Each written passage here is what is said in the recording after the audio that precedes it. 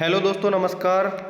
कैसे हैं आप सब? आशा करता हूँ बहुत अच्छे होंगे और अपनी पढ़ाई में शानदार तरीके से लगे हुए होंगे। मैं आपके लिए अरब और तुर्क आक्रमण से संबंधित कुछ क्वेश्चंस लेकर आया हूँ जो कि पिछले किसी न किसी एग्जाम में पूछे गए हैं और आगे भी पूछे जाने की इनकी प्रबल संभावना रहेगी। तो आप वीडियो को बिल्कुल स्किप मत करिएगा और वीडियो में लास्ट तक बने रहिएगा। तो वीडियो को स्टार्ट करते हैं। क्या है पहला क्वेश्चन है, गजनी का वह प्रथम शासक कौन था जो खलीफाओं से सुल्तान की उपाधि ग्रहण कर सुल्तान कहलाने वाला पहला शासक बना।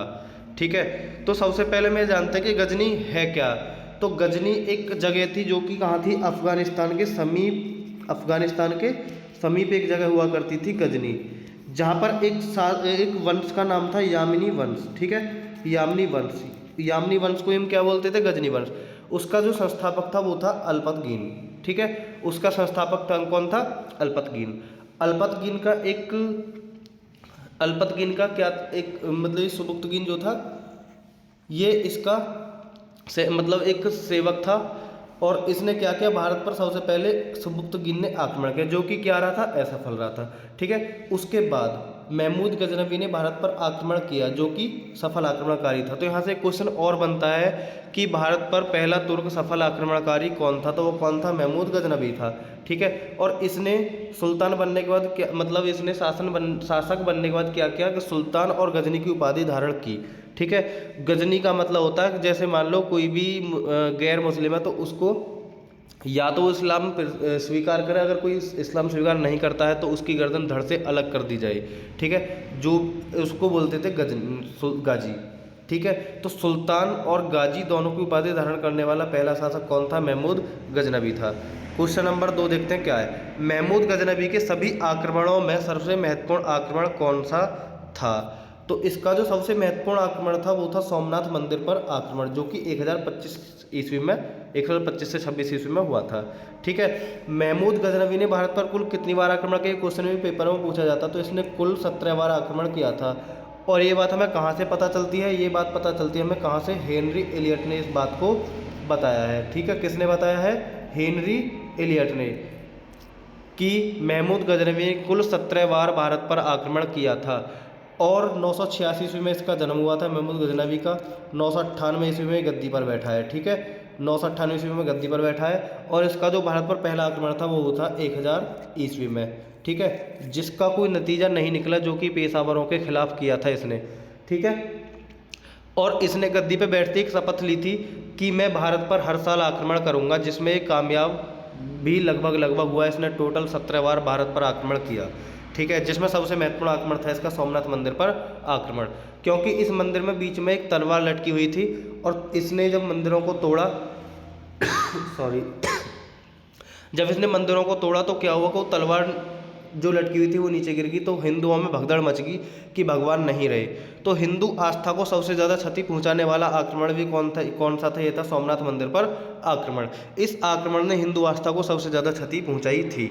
क्वेश्चन नंबर 3 है, महमूद गजनवी के भारत पर आक्रमण का उद्देश्य क्या था? तो इस क्वेश्चन में लगभग सभी बच्चे गलती कर देते हैं और ऑप्शन लगा देते हैं इस्लाम का प्रचार। ठीक है, इस्लाम का प्रचार ऑप्शन ए है। गजनी साम्राज्य का विस्तार है। मूर्तियों को तोड़ना एवं मंदिरों को लूटना। बहुत से बच्चे इसमें मंदिरों को लूटना और मूर्तियों को तोड़ना इस ऑप्शन की तरफ भी जा सकते हैं, लेकिन जो कि ये बात भी गलत नहीं है। इसका जो मेन उद्देश्य था भारत में वो क्या था? मध्य एशिया में एक बड़े साम्राज्य की स्थापना के लिए धन प्राप्त करना। और इसने धन प्राप्त करने के लिए ही क्या किया था? मूर्तियों को तोड़ा था और मंदिरों को लूटा था। ठीक है, इसका एकमात्र उद्देश्य था मध्य एशिया में एक बड़े साम्राज्य की स्थापना के लिए धन प्राप्त करना। तो इसका आंसर हो जाएगा option number D. Question number 4, Mahmud Ghaznavi के भारत पर आक्रमण के समय भारत आए विद्वान अलबरूनी ने किस महत्वपूर्ण ग्रंथ की रचना की थी? तो अलबरूनी ने जो महत्वपूर्ण ग्रंथ की रचना की थी वो था किताब उल हिंद। ठीक है, किताब उल हिंद महमूद गजनवी के समय। ठीक है, क्वेश्चन नंबर 5 है, तराइन की प्रथम लड़ाई निम्नलिखित में से किस किस के बीच हुई थी? तो ये लड़ाई हुई थी, तराइन का जो प्रथम युद्ध वो हुआ था 1191 ईस्वी में, जो कि हुआ था पृथ्वीराज चौहान और मोहम्मद गौरी के बीच।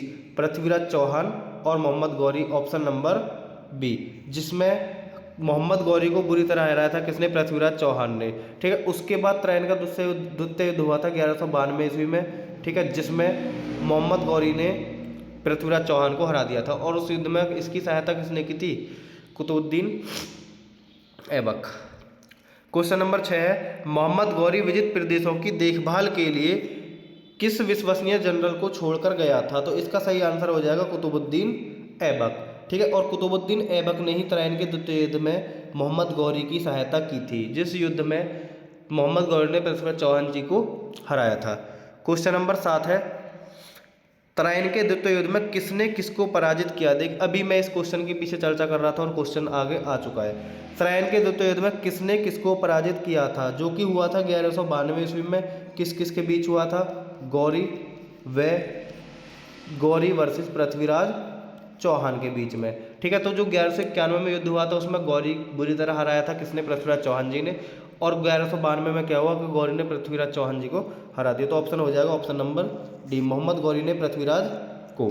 ठीक है, क्वेश्चन 8 है, भारत पर प्रथम तुर्क आक्रमण करने वाला कौन था? तो कौन था? अभी मैंने बताया कि प्रथम आक्रमणकारी कौन था? तुर्क महमूद गजनबी था। ठीक है, इससे पहले सुबुक्तगीन ने किया था, जो कि क्या रहा था? असफल रहा था। ठीक है, सुबुक्तगीन असफल रहा था।